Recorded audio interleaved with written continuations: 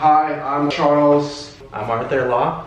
I'm Cassie Guo. Today we're going to be doing a video on kind of the similarities and differences between Asian Americans, specifically Chinese Americans, since we're all Chinese. Being born and raised here, and then we have one who's from China, so we're going to be talking about similarities, differences, our experiences, our personal upbringing. Yeah. Anything you want to add to that?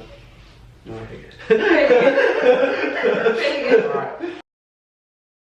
Well, for me, I grew up in a very non-Asian community. A lot of Mexicans, a lot of white people, black people, white people more than my own Asian culture. Yeah. So I associate with them more. What about you? Honestly, I feel the same exact way. Like growing up in San Jose, being born and raised. Like growing up, I spoke English with my dad. Yeah, I mean, I feel the same. I don't feel any sort of disconnect with like white people. Growing up, I had a lot of white friends. It was honestly pretty chill. What about you? I was born and grew up in China. In Beijing, which is a big city, now my hometown.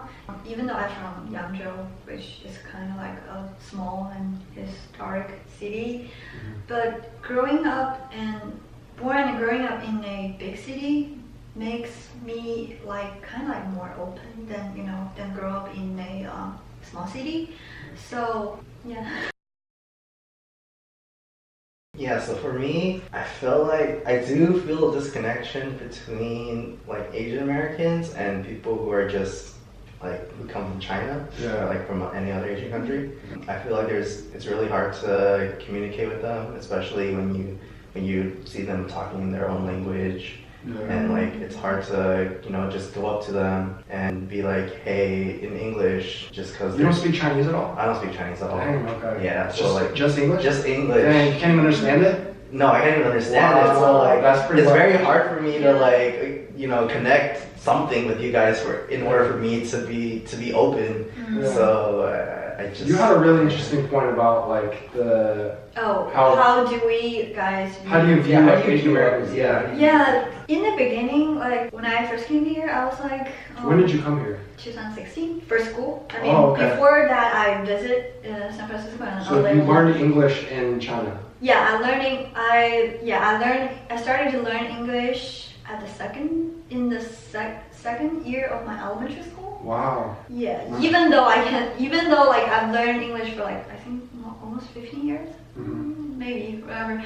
We still feel because in China the English they taught is more grammatically Chinese. So we didn't have a lot of chance to speak in English, have this kind of environment. You still talk Chinese with your classmates? Yes, of course. Yeah. And so when I first came here for school, I was kind of afraid to talk to you guys, either white Americans or Asian Americans, because I feel like our English are not good, and you guys will if I can't express myself very well. There will be a lot of. So you do feel a lot more comfortable around Chinese. Because of the language. Yeah. And also, to be honest, for a lot of us, we think comparing to white Americans, because we totally are different, right? Yeah. We do feel like Chinese Americans don't like us. Wow. Yeah, we do. What is your take on that? That's pretty wild to hear about. We do feel this. So. I guess, alright, to be honest, in a way, I wouldn't say I don't like them, but it's, like I said, it's hard to communicate with them. Just they feel more different than what we're used to do. Yeah, so maybe, as an American, we like to drink or party or whatnot, and I'm not sure what Chinese people enjoy to do at their fun time. Yeah, so it's hard to find a connection. My neighbors, the people that live here, a lot of them are from China, and they're really wealthy too, but I see them throwing parties, drinking, doing the same thing, but the people that they bring over aren't really, they're all the same, from the same area, or they have the same background, they're all wealthy from China, speak the same language, whether Mandarin or Cantonese or whatever. I also think wealth is a factor of how you associate with people. So once you see this immigrant who's and you just think he's really rich, and it's am I good enough to hang out with you? Do I have the good clothing on? So you do feel kind of intimidated sometimes, just because. Well, I wouldn't say intimidated, but there's a difference. I think I also think like how we dress actually a little bit different. Yeah, there's Yeah. like some of the kids in our like Asian American class is literally they're like they have Gucci on and like all Yeah. these designer like name brand bags and stuff. Yeah. And, like, I personally have those kind of experience, like the change. So in the when I first came here, I was totally like normal Chinese girl. You know, I dressed up like very Chinese, and you know, I hang out with Chinese girls. Depression and you know anxiety because I couldn't get used to here in I think the second quarter of the first year. So after I got depression, I kind of like you know don't hang out with my Chinese friends anymore because I mean when you are in depression, you kind of like wanted to be alone. I think. yeah, why were you depressed though? Like, what was the main reason? Did it have to do with you feel like you're not fitting in or belonging or? It's actually so the first quarter here. Well, I was very social, but just among you know Chinese international students. But then it had something to do with my boyfriend, and it had something to do, I think, with my own. I was kind of like not satisfied when I chose here to, you know, the environment here is so different in China. I just suddenly can't get used to. So it wasn't like what you expected. Yeah.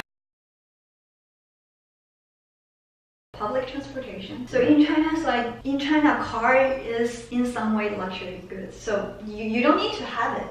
But here, if you don't have a car, it's so inconvenient. Yeah. So yeah, that was like part of the reason, you know, I couldn't get used to because I basically can go nowhere, you know. You know what I'm saying? Like without a car. Yeah. So yeah, but then I went to LA for 1 year because you know the food there are more like Asian, a lot of Asian foods and a lot of Asian people, and also you know I learned how to drive and I got a car and I came back last fall. But the different thing is like I looked more like kind of like American, Chinese American right now, like comparing to before, and suddenly like. I mean, not a lot of, but there are, you know, some Asian American students in class trying to ask me, you know, do you want to be in a group with me or something like that? But that didn't happen at all in the first year, when I was in the first year. So, because I think how I dressed was more Americanized, or maybe like, you know, not that Chinese. Yeah. You've been to China before, right? What do you think? What's the difference? It's kind of, since it was so long ago, I went in the 7th grade. During the summer. I just remember visiting my mom's side of the family, my dad's side of the family, and I feel like I was too young to actually, like if I were to go back now, I would obviously be able to focus in on, wow, this is so different, but as a kid I was just like, oh, it's just, they just speak a different language and it's more of like people like my mom and my dad. You know, I never really had that like divide where I was like, but true. It would literally, to me, it was like, as a kid, I was like, it's the same thing, but they're just speaking a different language. Like, it's still like, there's still Starbucks and McDonald's and like all these things, you know, and as a kid, I'm like eating that stuff, so it's like, they're just speaking in a different language. Yeah. But like, since I wasn't that fluent when I went, I ordered in English and they still knew. Oh, really? Yeah, like if I were to go to like a restaurant, I would either point at a picture or be like, I want like a number 2 where I want this, and they would be like, okay. Like, have you ever been to China? I have not been to China, but I've been back to my own country, and I would say it's very different. Myanmar, Burma. And so basically, back in my country, it's very family oriented. So everything, like I never seen my cousins before, but once I stepped foot in Burma, they came up to me and hugged me, and I didn't even know them. And everyone's just like very family friendly, very accepting, and like all my uncles, aunts, they're very. So were there any like cultural differences when it's like when you were in America and there's like... Well, yeah, in America, I feel like we're all independent, we're more disconnected. Like, honestly, throughout my time here, I barely talk to my parents, so I do feel a disconnection. But when I went back to Burma, like my grandma, everyone's just coming up to me saying hi every day. Were they speaking English to you? No, they were. So I can speak my own language. Oh, okay, got you. Yeah. Got you, okay, that makes more sense. Yeah. So you obviously feel a massive disconnect to your Chinese side then, right? Yeah, so I am half Chinese and I feel very disconnected because my dad, he immigrated, or he ran away from a war from China to Burma. So he basically adopted a new culture, being Burmese. Wow. And if I were to say, I consider myself full Burmese, but technically I'm half Chinese, half Burmese. So I am losing part of the connection of my Chinese side, which is my dad's side. That's interesting. Yeah.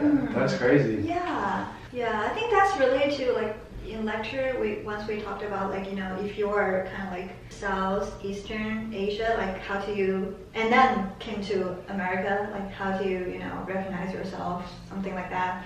Yeah, because I think there was a guy in class. His parents were from Taiwan. His parents first from China and came to Taiwan because of the Civil War, I think that kind of time in China, and then came to America. So how do you recognize, like, are you Chinese American or Taiwanese American? I think this, it's interesting, Yeah. Also too, like growing up and like being born and raised, I feel like, for me at least, or maybe for a lot of people, I feel like you can kind of tell, right? Like when you see, like there are subtle differences that you can kind of point out. Like, oh, this guy is clearly Chinese American, or this guy, like literally, I've never talked to this person, but I'm like, I know. Like, Me too. We know too. It's crazy. Yeah.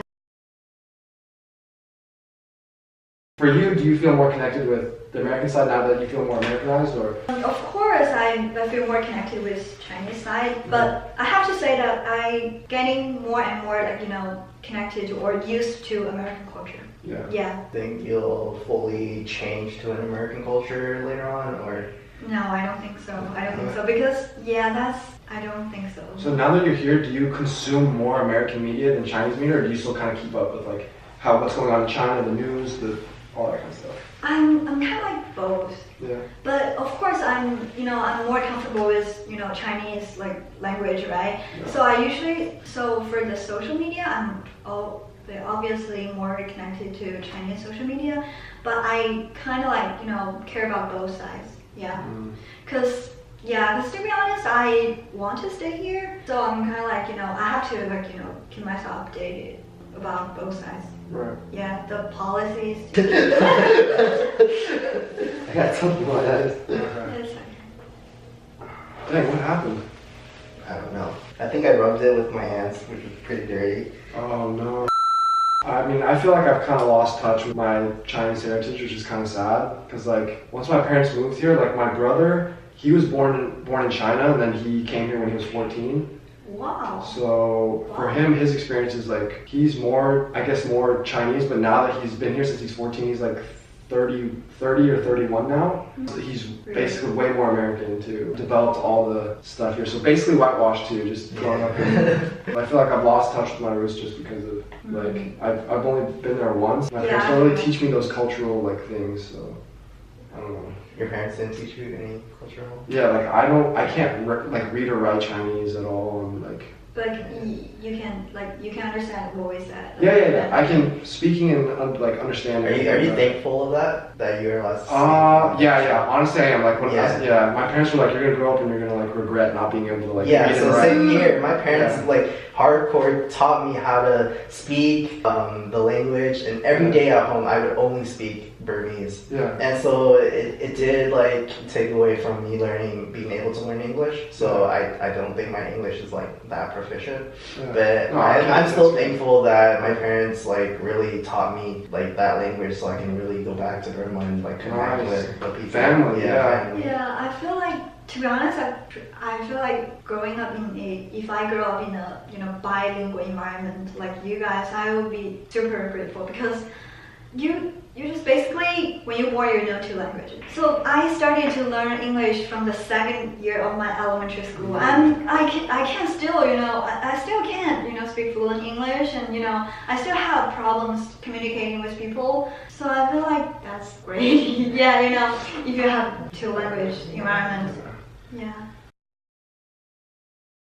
My culture is pretty religious, so I think that today I don't do much religious stuff, but I do try to follow it on a daily basis.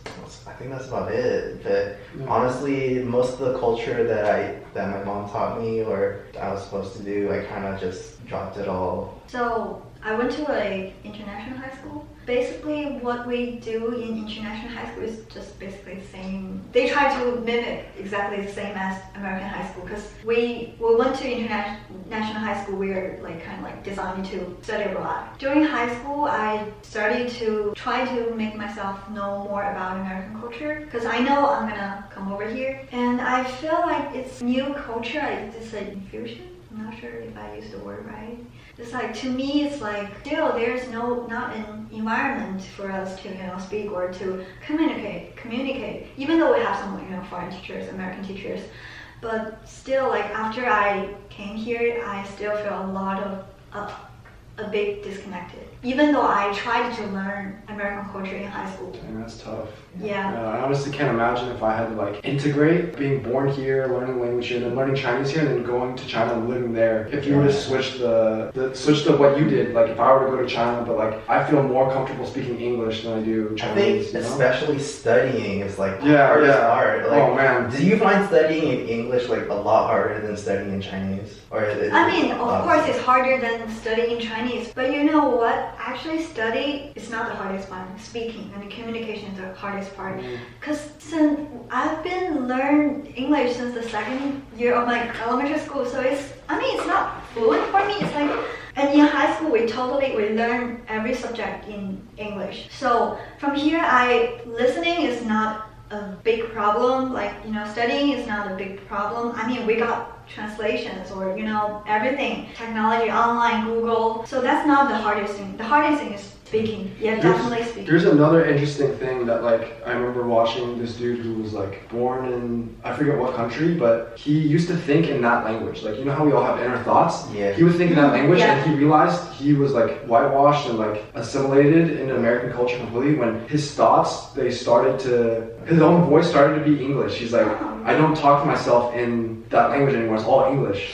And so for me, it's always like when I'm thinking about stuff, it's always in English, right? Yeah. So for you, is your voice still in Chinese? Like when you're like, I need to go this, like I need to do something. Actually, I'm thinking about this because in the beginning, definitely like this. Chinese, right? Because at that time, I was afraid to speak in English because I thought my English is terrible. So your thoughts though, like what is it now? I think a little bit changed, but still like maybe both. Yeah, both, definitely both. There you go. I think that kind of shows like you're actually starting to switch over if your thoughts are Yeah. So I never thought about this thing before. Yeah. So for me, I'm still using both sometimes. Oh yeah. Oh. Okay, more American. Yeah. More, that's crazy. Maybe 70-30. Yeah. American, 30 Burmese. Wow. So I think I'm just trying to keep in touch with my culture more because I know that I'm losing it by the day. So I always want to when I always call my mom to talk to them, they're like, we always speak in Burmese and we try to keep in touch. I think that could be like you feel 70% more connected to English, 30% connected. Like that could be that voice. I literally be think that's a good gauge on like. Yeah. That's awesome. That's so cool. So my parents were strict to the point. When I first grew up, I remember I was only 2 years old. I was not allowed to do anything until I got this one problem right. And it took me hours, and my dad just stared me down until I got it right. And as I grew up, I think my parents learned and assimilated to the American culture, and they started to be more lenient on my grades, just everything in general. Now they're just like, just do whatever you want to do as long as you're happy and you're making good money and it's like a stable job. So I feel like people like my parents who've like immigrated, and for those Chinese American, Asian Americans, they have it more lenient than people who just immigrated. Yeah, that's really interesting because like when my brother came at 14, my parents still, since he was born and raised in China, or like till 14 in China, right, getting raised by the grandparents. Once he came over, my parents were super hardcore like Chinese morals. Like they spoke to him in Chinese, both of them. Why do you think there's like a shift in their mind? Like, let's say for me personally, my parents want me to keep in touch with our own culture, and obviously if I marry off to like a white person or person of a different culture, then maybe I won't have the same connections with my relatives anymore. So do you? I haven't. That's a really good question. I haven't asked them that. They're just like, we trust you. That's just like that love. That's why like I feel like I'm so happy with my parents. We have such a good relationship. It's just 'cause they just tell me they trust me and they love me. So it's like whatever you do, we trust, we support, we're behind it. And so that's why I feel like whatever I do, whatever feels right to me, like I don't know, I go after. Don't you feel like you'll lose your connection if you marry anyone besides? That's the thing though. I already feel like out of touch, to be honest, with like my heritage, my parents' side. Like I don't know, I feel a lot more connected with like things that are like Western ideals, I guess. You know, like I didn't realize how different things were until really I took this class. Because like even in high school, there's no real classes on like Asians and stuff. You know, like we learn about slavery and we learn about like the civil rights movements and stuff like that, but never anything that was like from Asia. So I was always like, I don't know anything about this until really taking this class. I was like, dang, there is a really big like discrepancy between Chinese Americans and Chinese and like stuff like that, you know? My parents, so I said like I was born and raised in Beijing, but my hometown is Yangzhou, which is a very small city. My parents didn't care too much about my grades. Actually, I was a bad student in elementary school and even in junior high school. And then I came back to my hometown for high school. I lived alone in Yangzhou, the city, because my mom is super like open. She thought that you're gonna go to America, you're gonna live alone in a brand new country. You got practice, practice independence. So I was living alone in Yangzhou and go to school and whatever doing by myself, and they just send me money. Yeah. So and my parents. Recently I talked to my mom. My mom is like, we don't really care about what grades do you have. We just want you to be safe here, because all they receive Chinese medium are kind of like sometimes. If there is like a killing or gunshot, events happen here, they were kind of like over describe it, in Chinese medium. And my mom is like, super kind of like worried in some way. I feel like that's a stereotype for Asian moms. Like my mom is very the same way. Like if something bad happens on the news, she's just like, oh, don't go out. My parents just like, I feel like that's very like Asian, like worried, like. That could be an Asian thing where it's just like if some small bad thing happens, they're just like super protective and like scared and worried all of a sudden. Yeah. But my dad, he's not that strict, but he does hope me, get a good grade, get a good college, and get a good job. But the thing is, since their generation were kind of went through a lot of hardship in China, during that time. So you may say, a lot of rich international students, because their parents worked so hard when they were young, because it was so poor in China.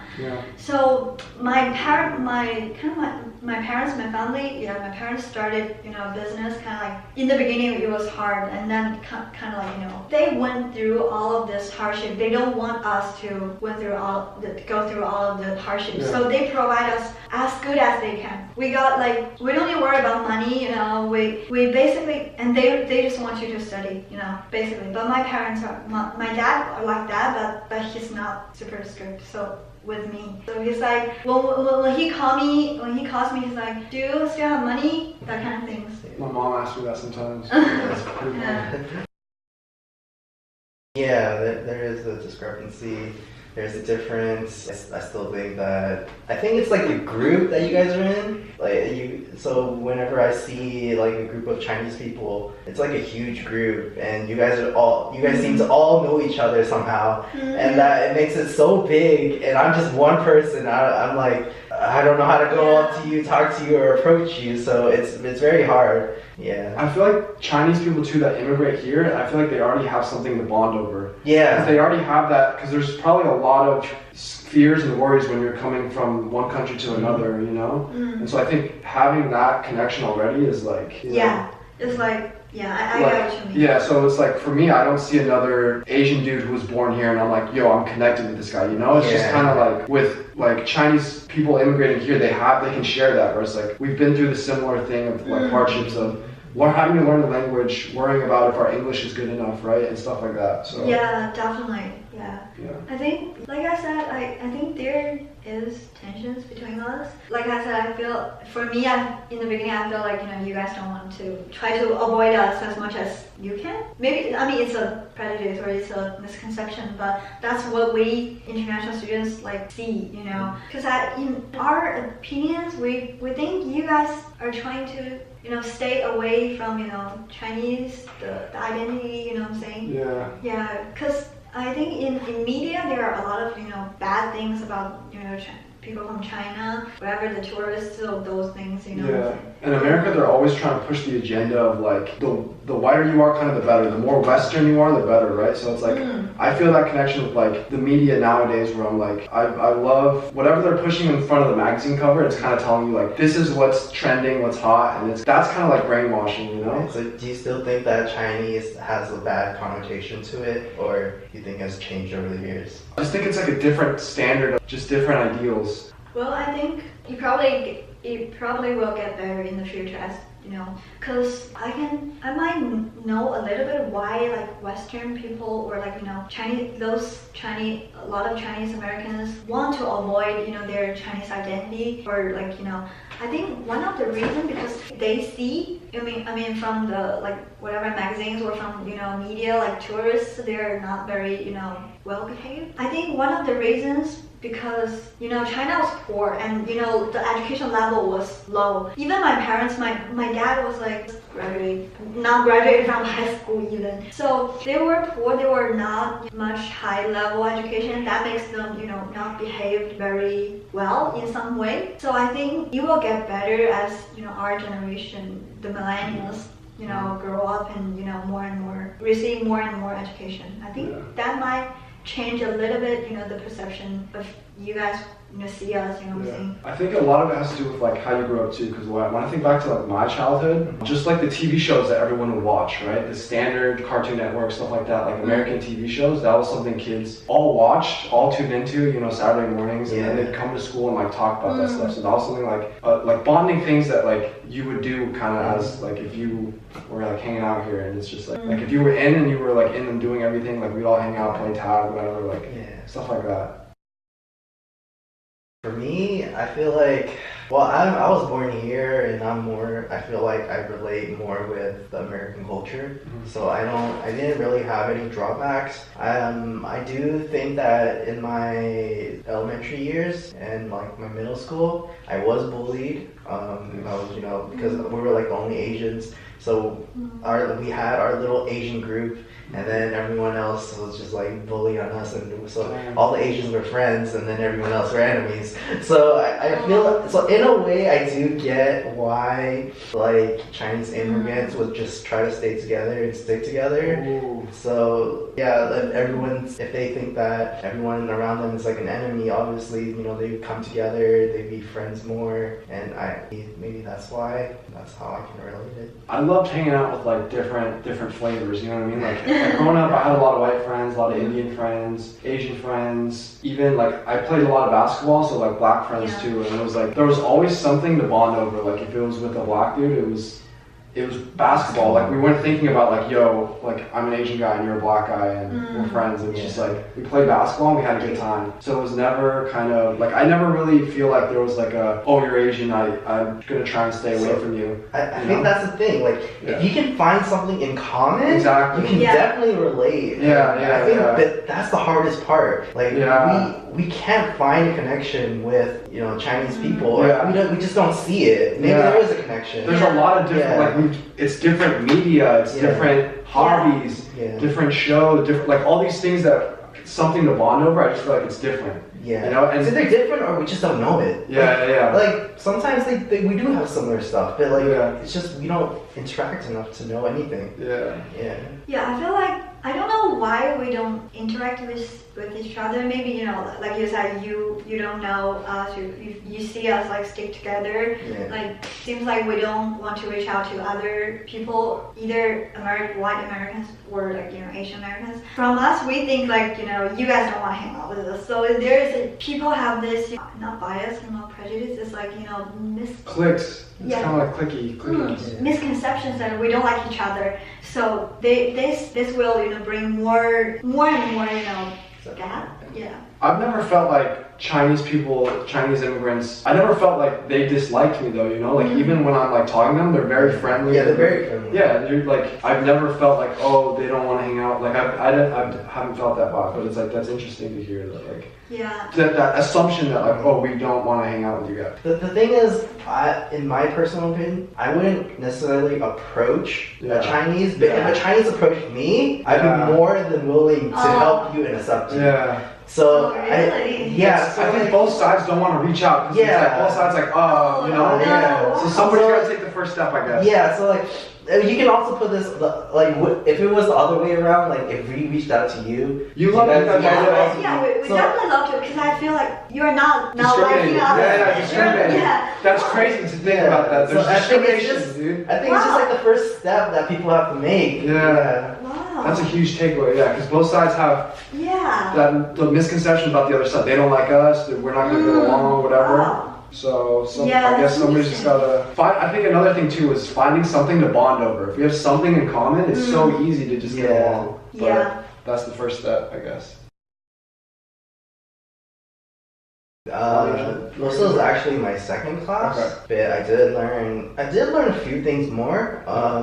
So my first class, I learned a lot about tiger moms and the actual Chinese culture. Yeah. And then recently, I've watched Crazy Rich Asian. I don't know how much that's true, but I did like the movie. I don't know. I feel like that was appealing more to like all like not just Asians, but like white. Obviously, like a white audience, since it's like being shown in America and wanting to be a mainstream Asian movie that basically wants to break stereotypes. Like we fall in love, we do all these things that like Western media never shows Asian people doing. Like you don't have an Asian lead, an Asian female lead. We fall in love, we like to do fun things, we like to be extravagant, like I don't know, like all these things that they're never shown. But do you know like the Crazy Rich Asian is he's half white. Yeah, I mean this film is not that popular in China. Although before it came out, wow, this is the first all Asian cast, film that brings a lot of attention in China too. But after it came out, and people watch it, and not that very popular in China. It's very whitewashed too. Like the girl is an Asian American, and she's like she was born and raised here, so it's like it's kind of the whitewash. It was more I feel like it was more the Asian American experience, Yeah. Yeah, but I do think it's a huge effect like this film. Like I also think like it used like the producers use like propaganda and this is the full Asian cast. And we Asians gonna So how come you guys didn't like it? Like, are you saying people in China didn't like it? Like, wasn't that popular? I think the settings, maybe the settings, the stories are average. Because those settings are pretty average in in some like romantic Asian dramas, maybe K-pop. Oh, so you guys have like a lot of those like K-drama, for example. Yeah. It just doesn't compare to that kind of stuff. Yeah, so a very rich guy and a roughly not that rich girl, they fall off together. And these are like so basic. so basic or like so old kind of like settings. It's been played out. It's been played out. So that makes sense. But I think that just ties into like it just wanted to appeal to a mainstream audience, like because not everyone assumes Asian media. So for them, like I remember when I saw the movie and I walked out, there was a lot of white people like that was so good. I felt the same. That's hilarious. But I was like honestly I was like pretty glad to see. I'm like okay, hopefully we can have more like Asian American representation because I feel like that's what's lacking. Yeah, that's one step, like totally one step forward. Like started. Yeah, we gotta shine a light on it,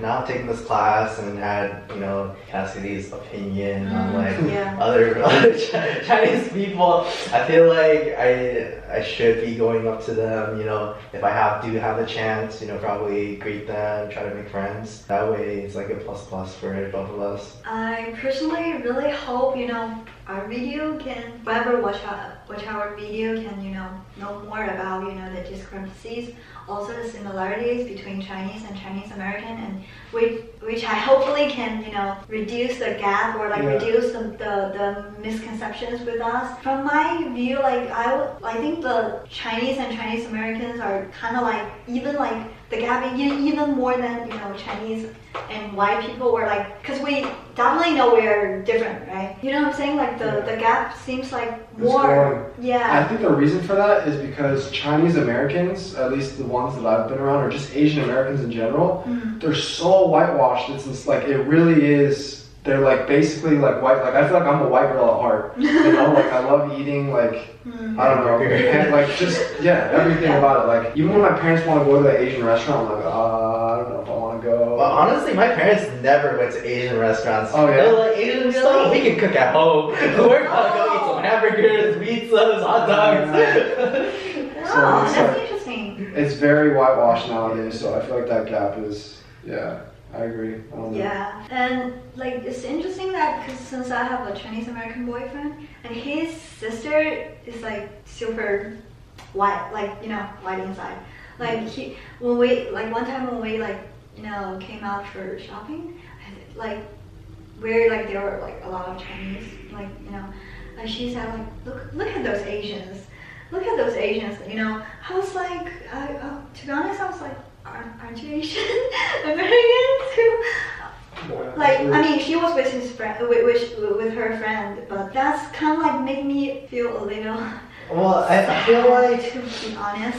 So I feel Americans have this status or this kind of image that they want to uphold. So even if they sure they'll say these things, but when it comes down to it, maybe they don't really mean it. Maybe it's just trying to be a person that Yeah, so that's why I think she was with her friend, and I don't know, but that was kind of to me, I mean, a little bit sad. But my boyfriend on the other hand is pretty. Actually, he's kind of more Chinese. That makes sense. Yeah. I haven't really met too many of those, but I guess another thing that I took away from this class, I don't know if you guys remember this, but when Brianna, that the only white girl in the class, was specifically with the dude Eddie Tan, or I forget his name, who was I want to marry a white girl, and she shared her opinion. I don't know if you guys remember this, but she's I think he's too assimilated. He's too. Even though he was born and raised in America, he his parents wanted him to go to China to find a wife, but he's I want to marry a white girl. That to me is what's beautiful. That to me is what I resonate to, right? And she's he's too assimilated. He's lost touch with his roots. He should marry a Chinese girl. And I was dang. So even now there's still I literally forget there's still kind of discrimination and still a little bit of racism, but not really, you know what I mean? I forget about that, but it's still there. And so I think the whole idea behind YouTube videos like this and things we learned about in class, where it's there's Chinese Americans who are trying to break the stereotypes and the barriers that hold kind of us back, And then it's we're all basically the same, and it kind of level the playing field. We're all in this together, I guess, regardless of race. It shouldn't. I think that's the biggest takeaway for me is we're all equal regardless of. This is just a small thing in the bigger picture of race. We should all just get together. It doesn't matter. It's just harder to find that common ground. Even with Chinese Americans, there is that gap because of finding similarities, and then there's even bigger similarities between other races. But this is the one thing I guess we can kind of work on right now. I hope our video, there are a lot of people can watch this and kind of understand more about it. But anyways, thank you guys for watching. That's the end of our video. Signing off.